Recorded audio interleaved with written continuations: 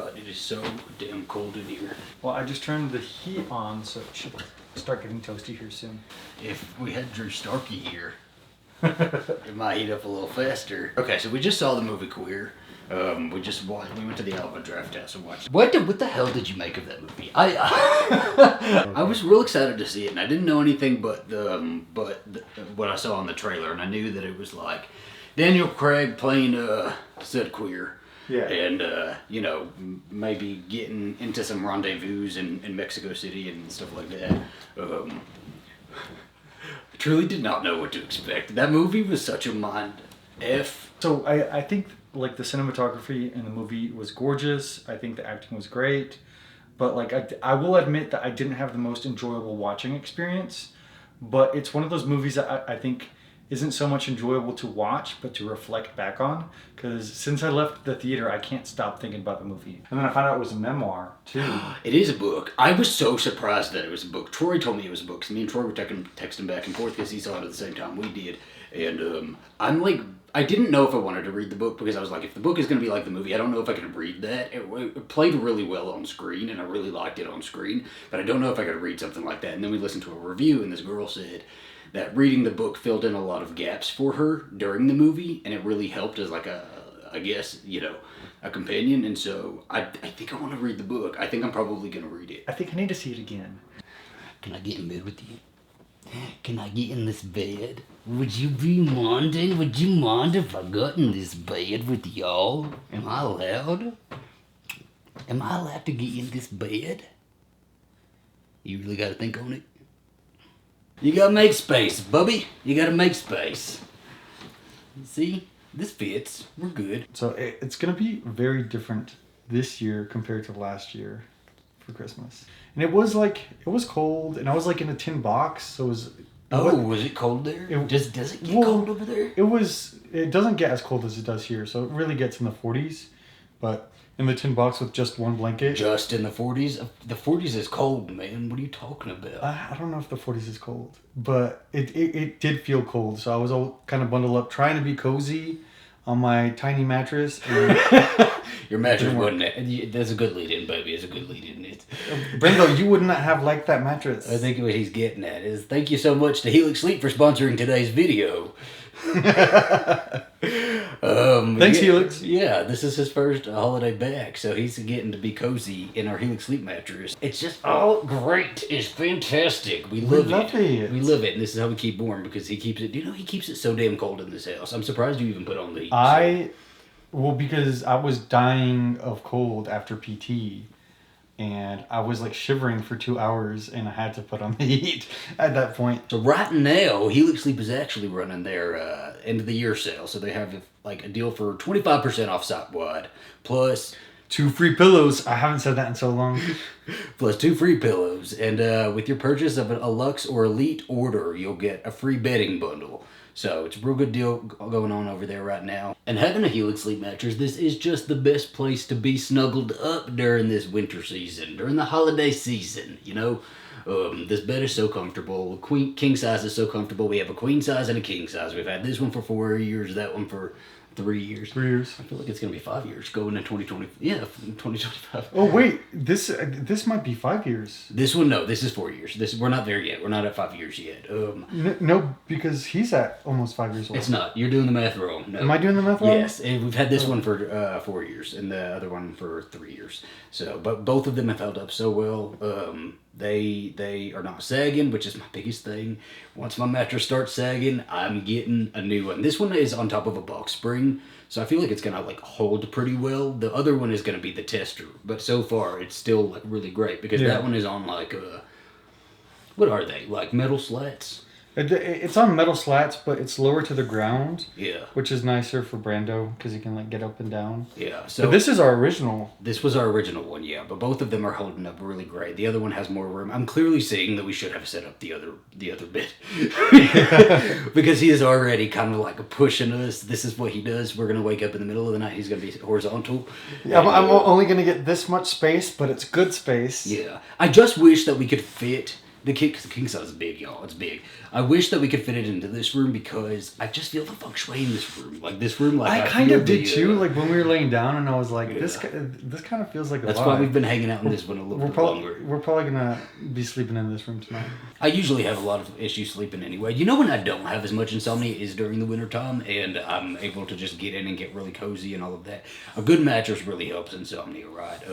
Because when you have a good place to sleep, your brain's not thinking about how uncomfortable you are. So that's the thing that I get to like excuse for my brain, and then my brain just thinks about all the other stuff. But when it's cozy weather time and I'm laying down, and I like bundle up in the blankets, and we have the weighted blanket that's also from Helix, by the way. They have weighted blankets that are pretty fantastic. They are good.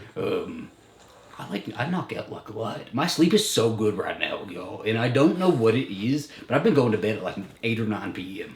and then I wake up at like 6 or 7 a.m. and my whole day, I go my whole day. Helix Sleep makes premium mattresses customized to fit your needs, and it's conveniently shipped to your door. Alastair and I have different sleep preferences, so we took Helix's sleep quiz. The quiz matches you to your perfect mattress based on your body type, sleep positions, and other factors. I'm an all-over sleeper. Alastair's a side sleeper. Alastair likes a firm mattress. I like more medium. We took the quiz once when we needed a queen-size mattress, and then again when we upgraded to a king-size, and both times it matched us to the Midnight Lux mattress. The Helix lineup offers 20 unique mattresses, including their award-winning Lux and Ultra Premium Elite collections. The Helix Plus, a mattress designed for big and tall sleepers, and the Helix Kids mattress, designed for growing bodies and endorsed by child sleep and medical experts. Now, if you're nervous about buying something online, you do get a 100-night sleep trial to make sure it fits you. It comes rolled up in a box and is super easy to set up. Helix will even ship your mattress to your door for free in the U.S. If you or anybody you know is in the market for a new mattress and you think that Helix might be right for you, you are looking to upgrade your sleep, you are looking to invest in yourself, you are looking to really just treat yourself, right? The end of the year sale is the one to do it for. You can get 25% off site-wide. That includes 2 free pillows and then a free bedding bundle with a Lux or Elite order. And you just have to check that description box down below, click that link, or go to helixsleep.com/zachandb. And yeah, take that quiz and get you a mattress. Get you some bedding bundles, get you some weighted blankets, get you all the things. I mean, your bedroom is supposed to be your cozy oasis, and I think Helix definitely is an investment into that. Oh, I think so. I think so. That's why we've been working with them so long. So I would highly recommend.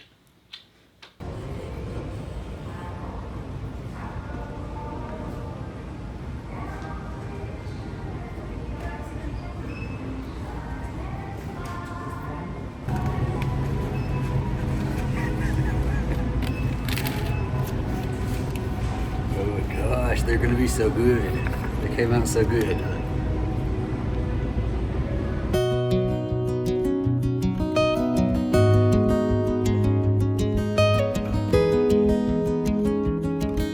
Baby, I'm telling you, it was so fun. I just never wanted to go to Coachella. I never had the interest. I always thought it was a little like just kind of roll your eyes at it, but I had the best freaking time, and I know you would enjoy it so much. And so I had to come up with 3 outfits, right? And so the first outfit, I wanted it to be, oh my gosh, which one did I wear the first day? Was it the Brittany one? No, it was the denim one. I don't have any of those pictures. Oh, here, I got pictures here. I had this like denim jacket that I cut the sleeves off of, and my granny sewed a Lana Del Rey. Like she like prints out pictures onto fabric. She has like the ability because she does quilting and stuff.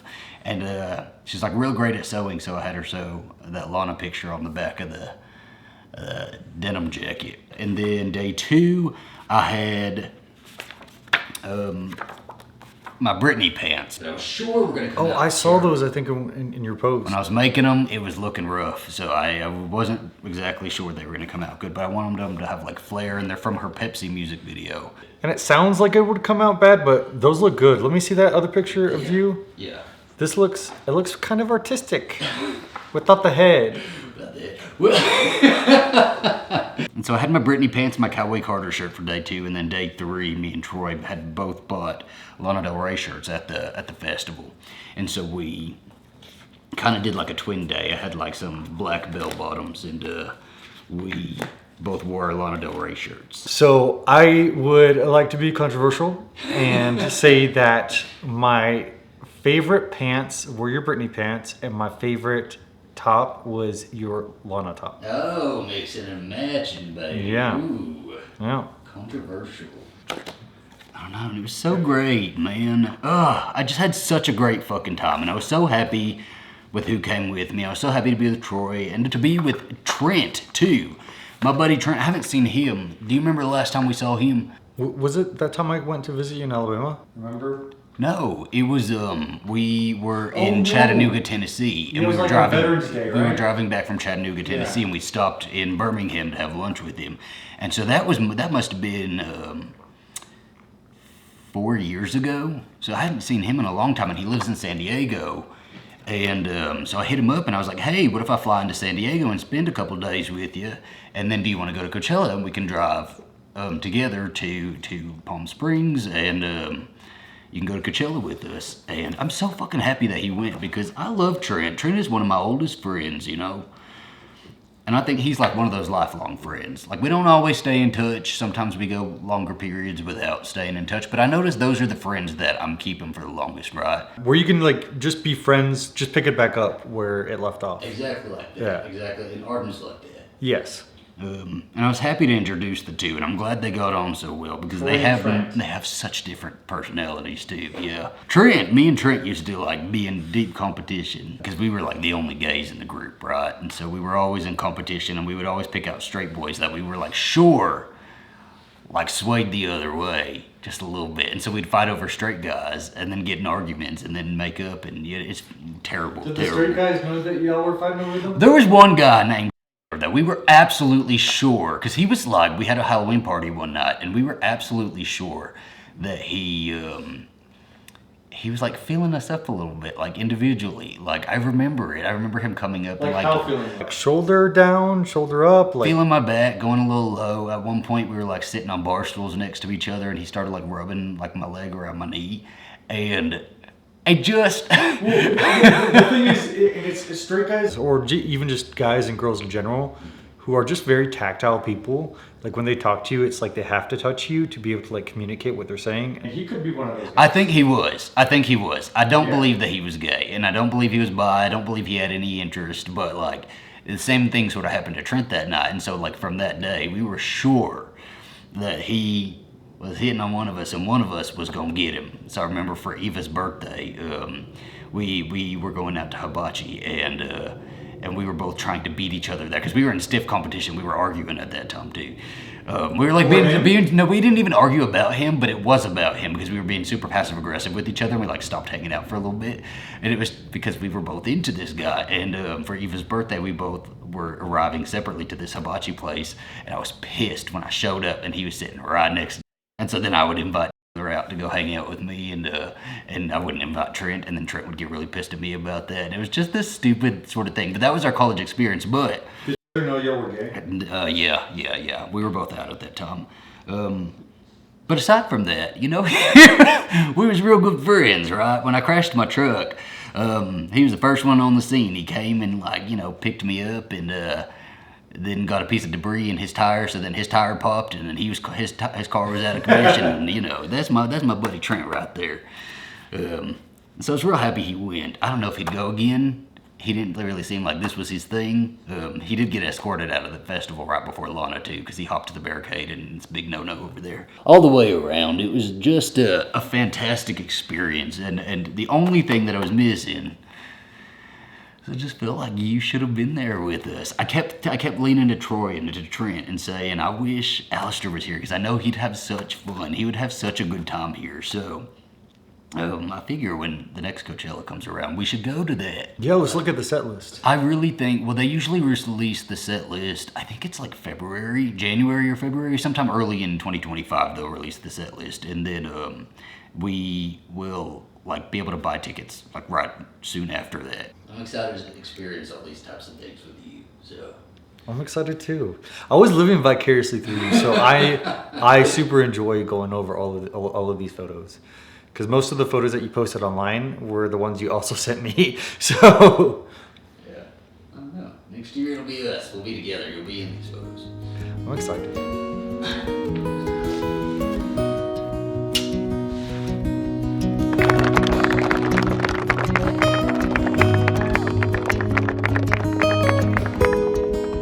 Ladies and gentlemen, the outgoing commander of Atlas Battery 143 Air Defense Artillery, Captain Alastair J. Fadden.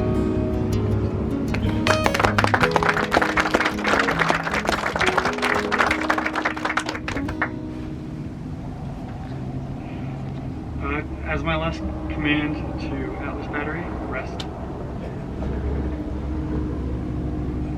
Good morning, ladies, gentlemen, distinguished guests.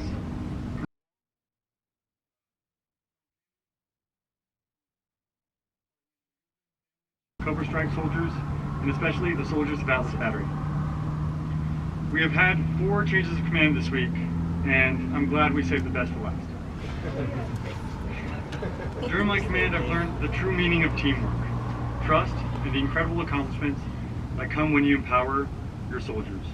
Every moment with this battery has been precious. I began this journey nervous, anxious, taking over a Patriot battery as a former SHORAD officer, and now letting go of the guidon feels almost impossible. First and foremost, I want to thank my husband, Zachary Patton Garcia. Without your unwavering support, I wouldn't be standing here today. Thank you for lending me your strength, being my rock, and holding my hand.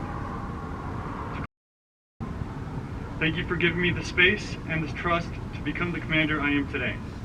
Your unwavering support and guidance over the last 2 years have been invaluable. Your mentorship has been instrumental in shaping me into the officer I am.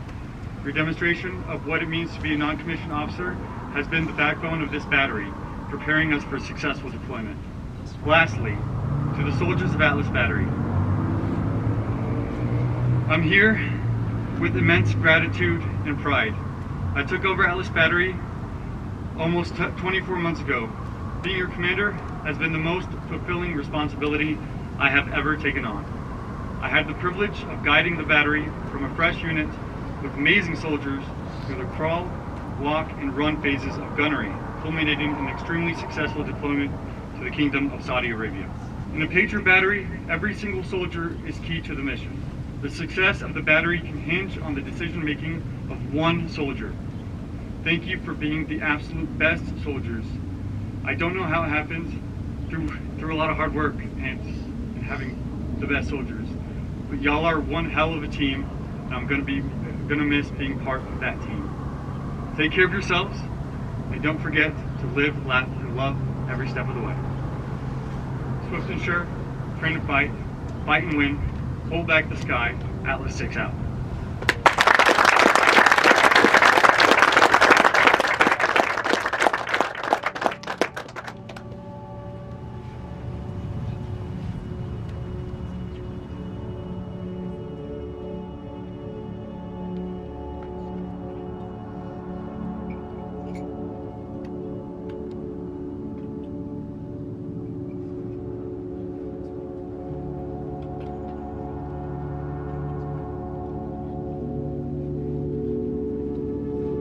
Ladies and gentlemen, the commander of Atlas Battery 143 Air Defense Artillery.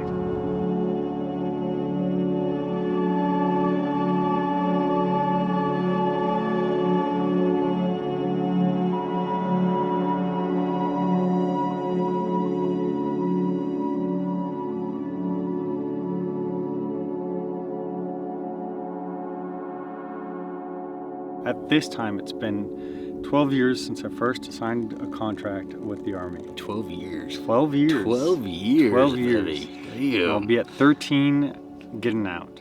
I am ready. I'm ready to make my life my own. I gave a lot to the Army, and the Army's given a lot to me. And it's ready for us to break up. You know?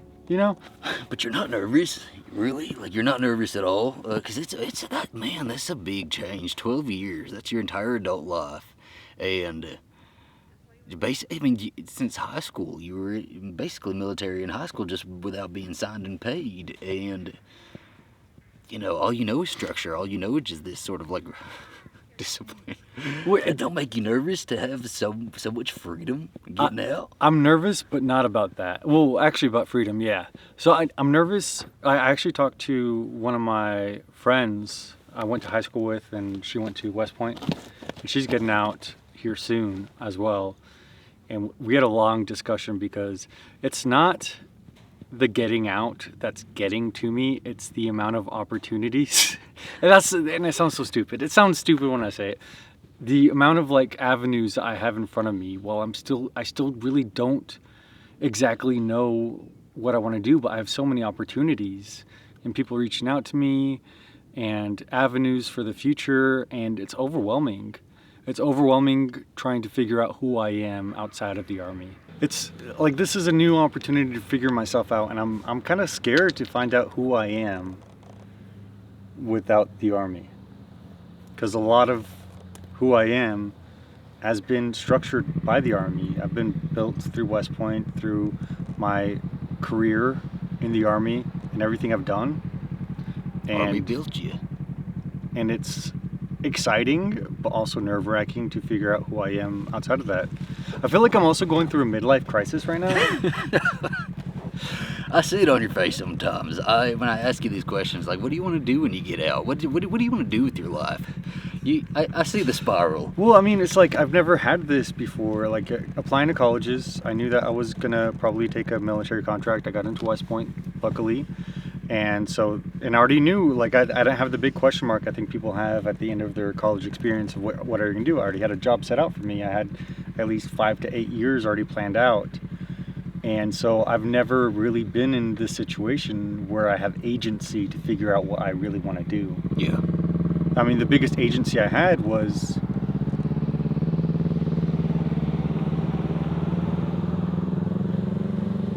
The biggest agent... The biggest... You see, he'd been trained for the vlogs, you see. the biggest agency I've had before was to really choose to do the Army, which was an easy choice for me, both because I really did want to go to a prestigious college, and I didn't want to pay for my college. And so that was easy. I didn't want to go into debt for getting an education. And let me tell you, the military is good for a lot of people and sets a lot of people in the right direction. But one of the biggest reasons why people don't leave the military is because they don't know what they're going to do outside of it. Because it really does define you. It does give you a place to go and an avenue to do things. You know, hey, if you stay in 20 years, and then you can probably just take a military contract job after that and do another 20 years, and you have double retirement after that. And I don't want that. You don't ever have second thoughts where you're like, maybe I should stay in, maybe I'll do X more amount of time, or you never have any.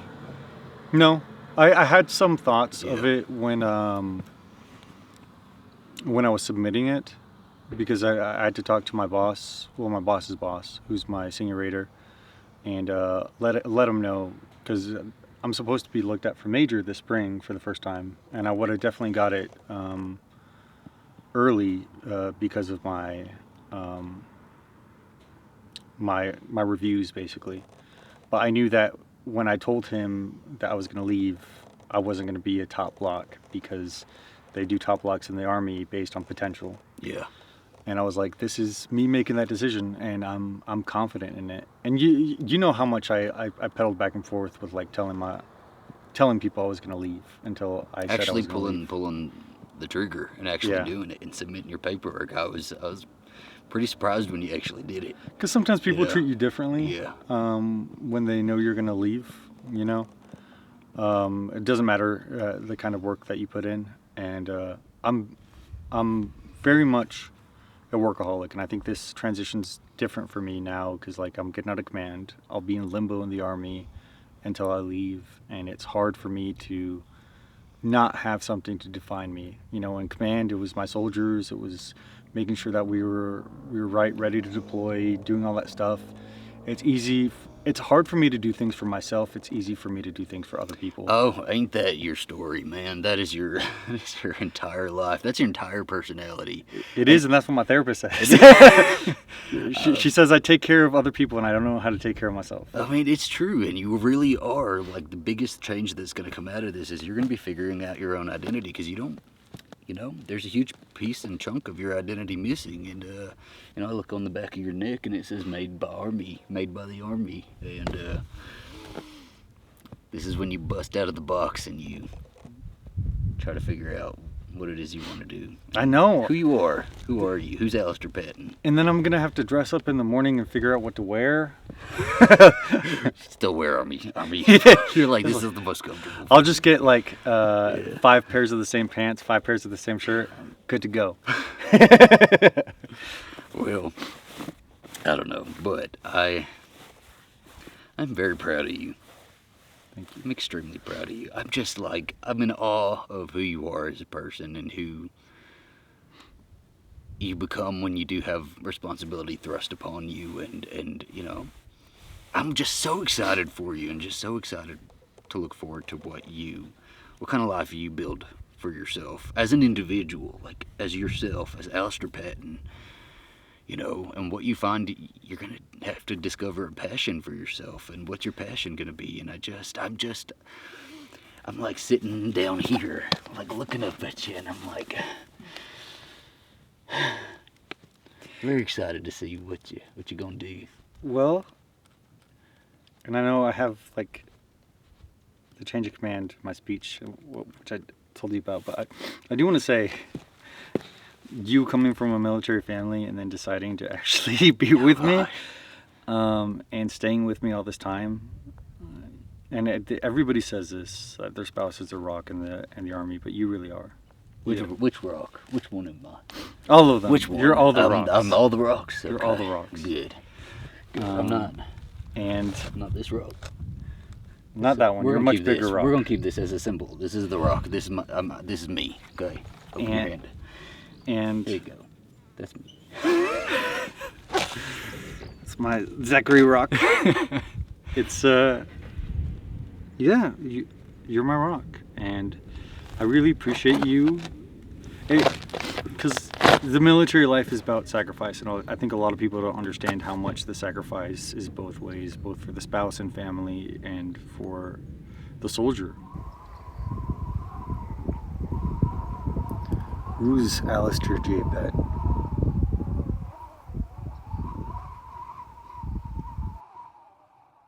Thank you all so much for watching this episode of AZB, and if you'd like to see a little bit more AZB, check out our Patreon where we have full-length vlogs. We've got bonus videos, after shows, including the sex talk show My Nudie Judy. We're currently over there doing reactions to Queer as Folk, and it's been a lot of fun watching that show for the first time. It's a wild show, but we're having a good time. You can find us at patreon.com/AZB+.